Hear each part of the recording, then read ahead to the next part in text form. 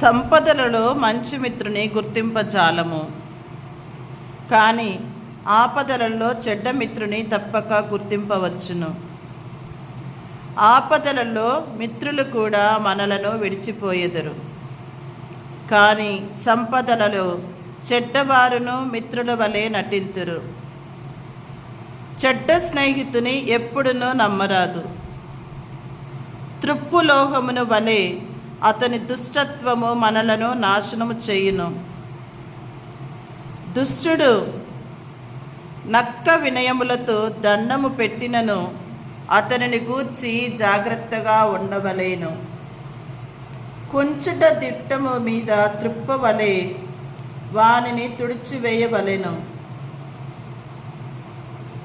దుష్టమిత్రుని నీ ఎదుట ఉండనిచ్చెదవేని అతడు నిన్ను ప్రక్కకు నెట్టి నీ స్థానమును ఆక్రమించుకోవచ్చును. అతనిని నీ కుడి ప్రక్కన కూర్చుండనని చెప్పెదవేని నీ పీఠమును కాజేయ చూచును. అప్పుడు నీవు నా మాటలోని సత్యమును గ్రహింతువు, నా పలుకులను జ్ఞప్తికి తెచ్చుకొనుదువు. పాపాత్ముల విజయములను గాంచి అసూయ చెందకుము. దేవుని నమ్మి నీ పనులు నీవు శ్రద్ధగా చేయుము. క్షణకాలంలోనే దరిద్రుని సంపన్నుని చేయుట ప్రభువుకు కష్టము కాదు. భక్తుడు దేవుని దీవెననే బహుమతిగా పడయును. ఆ దీవెన క్షణకాలముననే సత్ఫలమొసగును.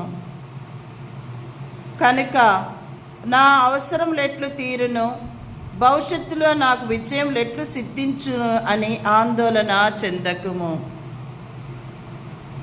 జనులు కలిమి కలిగినప్పుడు రానున్న కష్టములు గుర్తింపరు. చెడు కాలము వచ్చినప్పుడు ముందటి లాభములను స్మరింపరు.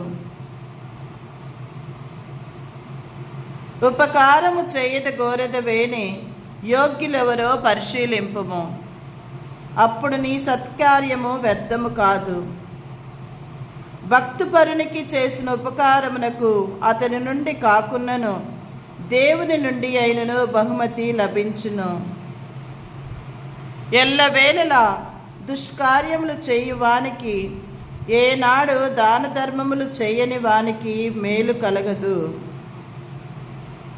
ఎల్లవేళలా దుష్కార్యములు చేయువానికి, ఏనాడు దాన ధర్మములు చేయని వానికి మేలు కలగదు.